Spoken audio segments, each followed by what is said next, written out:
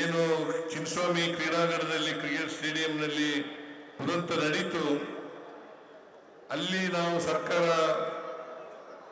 ಏನೇನು ಕಠಿಣವಾದಂಥ ಕ್ರಮಗಳನ್ನು ತಗೊಳ್ಬೇಕು ಅವೆಲ್ಲ ತಗೊಂಡಿದ್ದೀವಿ. ಡಾಕ್ಟರ್ ಪರಮೇಶ್ವರ್ ಅವರ ಅಧ್ಯಕ್ಷತೆಯಲ್ಲಿ ಸಮಿತಿಯನ್ನು ಮಾಡಿ ಅವರು ಏನೇನು ಕ್ರಮಗಳನ್ನು ತಗೋಬೇಕು ಆ ಕ್ರಮಗಳೆಲ್ಲ ತಗೊಂಡಿದ್ದೀವಿ. ನಾನು ಈಗ ತಾನೇ ಜಮೀರ್ ಅಹಮದ್ ಖಾನ್ ಜೊತೆ ಮಾತಾಡ್ತಾ ಇದ್ದೆ. ಗುಜರಾತ್ನಲ್ಲಿ ಇರ್ತಕ್ಕಂಥದ್ದು ಅಂತಾರಾಷ್ಟ್ರೀಯ ಕ್ರಿಕೆಟ್ ಸ್ಟೇಡಿಯಂ, ಅದು 90,000 ಆಸನಗಳುಳ್ಳ ಒಂದು ಕ್ರಿಕೆಟ್ ಸ್ಟೇಡಿಯಂ. ಅದಾದ ನಂತರ ಎರಡನೆಯದು ಕರ್ನಾಟಕದ್ದು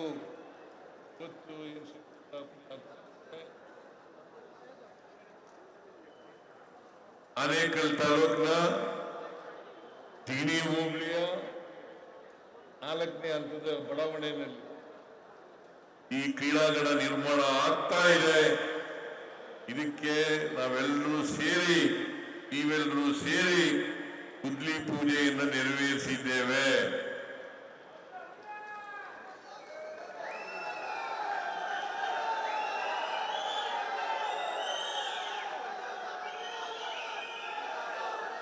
ಇದು ಆದಷ್ಟು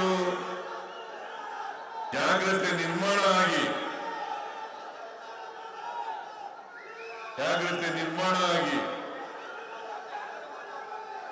ಅಂತಾರಾಷ್ಟ್ರೀಯ ಮಟ್ಟದ ಕ್ರಿಕೆಟ್ ಸ್ಟೇಡಿಯಂ ನಿರ್ಮಾಣ ಆಗಲಿ ಅಂತೇಳಿ ಆಶಯವನ್ನು ವ್ಯಕ್ತಪಡಿಸ್ತಕ್ಕಂಥ ಪ್ರಯತ್ನವನ್ನು ಮಾಡ್ತಾ ಇದ್ದೇನೆ.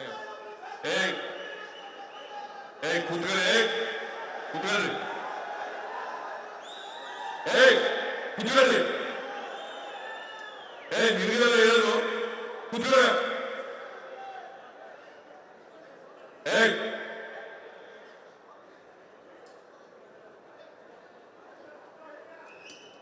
ಯಾರವನು ಕಳಿಸಿ ಆಚೆ ಪೊಲೀಸರು ಅವ್ರನ್ನ.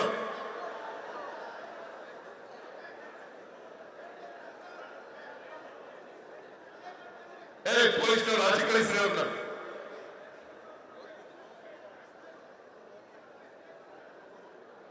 ಏನ್ ಮಾತಾಡುವಾಗ ನಿಮಗೆ ಯಾರು ಬೇಡ ನಿಮಗೆ? ಅದು ಬೇರೆ ವಿಚಾರ. ಗೊಂಡನ್ನು ಮನಸ್ಸು ಮಾಡಿ ಅಂತಂದ್ರೆ ಬೇರೆ ವಿಚಾರ. ಬಂದು ಕಾಣ್ಲಿ ಅದನ್ನ. ಕೂತ್ಕೊಳ್ರಿ.